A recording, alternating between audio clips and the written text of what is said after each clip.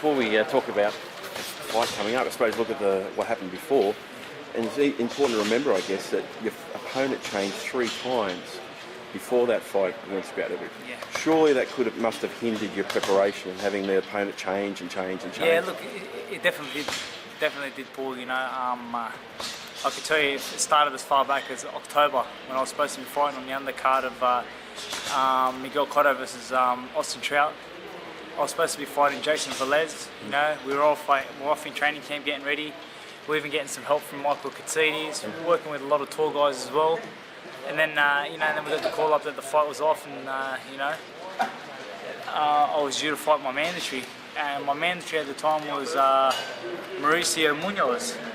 So, we went to post bid, 51 to post bid. Fight goes ahead. We're going to fight Munoz. Munoz pulls out. Franco gets the opportunity. He steps in. Then all of a sudden, he says that he's going to retire.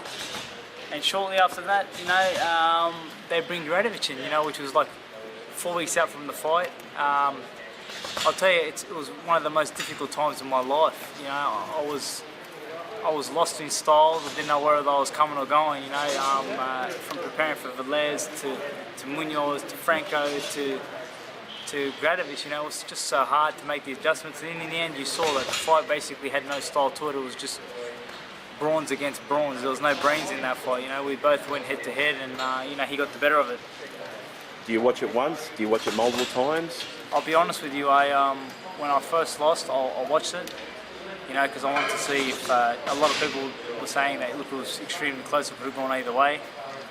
And I came to the conclusion that at my worst, with the change of opponents, all the stuffing around, and getting cut during the fight, the cuts on the head, the cuts on the eye, all that, and I only lost by a split decision.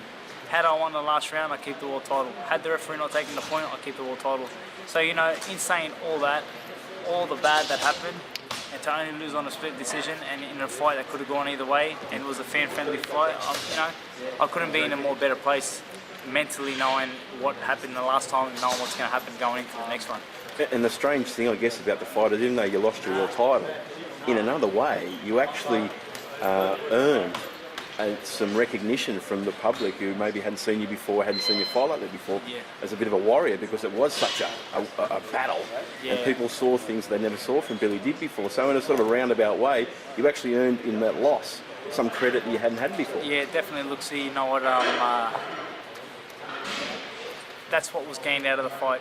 I lost the biggest thing and the most important thing to me at that time in my life, which was the world title, besides my family. And, in losing it, I gained more popularity, more respect from the public. And, the fight has been deemed as one of the fights of the year for this year. So, it's an amazing achievement, but I would have rather been a boring fight and keep the world title than being that kind of fight and get voted fight of the year. That's the honest truth. Okay, best case scenario now, you've got the rematch you wanted. Yes. In Macau on a Manny Pacquiao undercard, Brandon Rios, Manny Pacquiao. Couldn't be one of the biggest fights of the year. A huge fight in China, going to be beamed around the world. You're the main support. You couldn't get a better situation to sort of show the public, I'm going to win this world title back. Yeah, definitely. And you know what, Paul? I honestly and truly believe that this is probably going to be the most watched Pacquiao fight in the last 10 years. Because the whole world is going to tune in to see if Manny Pacquiao can be Manny Pacquiao again. He had the world in awe, and even in losing a decision to Timothy Bradley, he really didn't lose much credibility. People didn't really care much for that, but to get knocked out against Juan Manuel Marquez, and when you think about it now, Pacquiao hasn't won a fight in 2 years. So the fans are really tuning in, and what a blessing, It's like God did everything for a reason. Me losing to Gradovic in that kind of a fight, to land on the undercard of Pacquiao versus Rios on HBO, on a card that's going to be seen around the world by millions.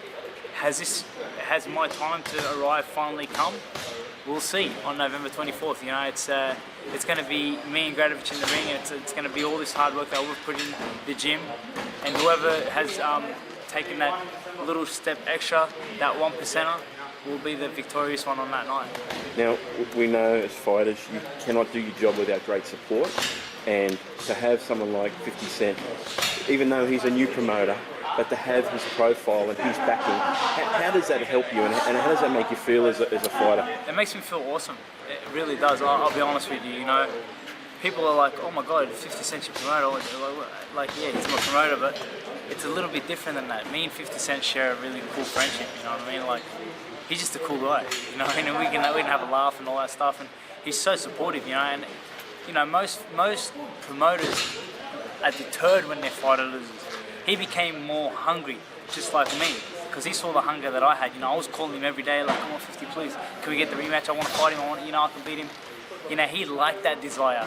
I sat in the office with him and he said, "You guys, the one thing I love about you is your desire." You know, he's like, "You lost, and the next day you were talking about a rematch already." It's like, you know, he goes, "I love that hunger in a fighter." You know what I mean? He goes, and that's the true mettle of a man. He's the sort of guy you don't want to let him down in this fight?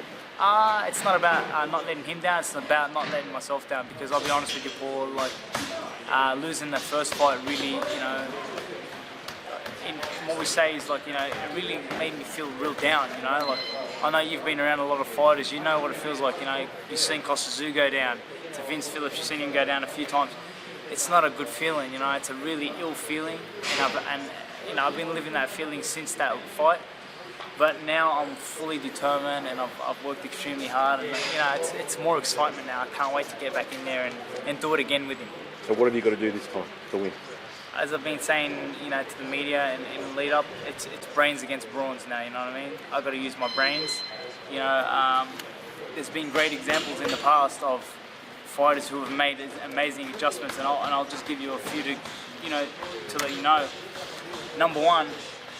Which was in recent years, Arturo Gatti fights Mickey Ward in the first fight. It's an absolute brawl.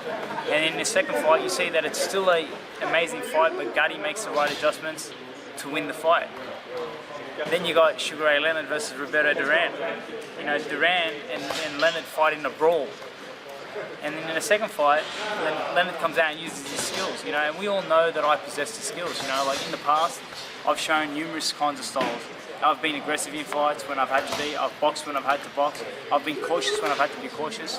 I've done whatever it takes to get the win in the past, and in the fight against Gradovic, I totally got away from that. And, you know, I was more worried about entertaining the public and making a name for myself on the American scene. And, you know, I did that, I gained that, and now I have their respect. Now I just got to go out there and be the smart one and recapture that world title, because as far as I know in the world of boxing, unless you're a world champion, you're really irrelevant. Yeah. Best wishes, Billy, for your upcoming fight in Macau, and thank you for your time. Thank you very much, Paul. You're a legend. Thanks, man.